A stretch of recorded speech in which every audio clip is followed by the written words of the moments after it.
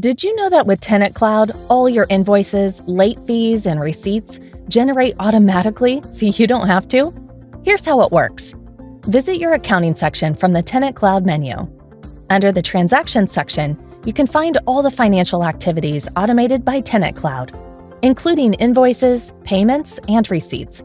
It has income and expense tabs for easier access.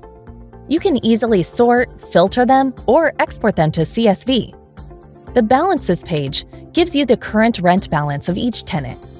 The Recurring section allows you to easily view, manage, and track all recurring transactions, their statuses, and their schedules. To make the invoice recurring, go to the transaction card and click Make Recurring.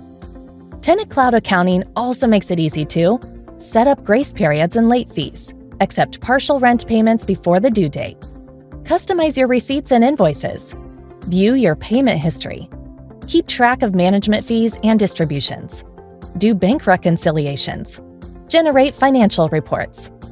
Find out more at www.tenantcloud.com.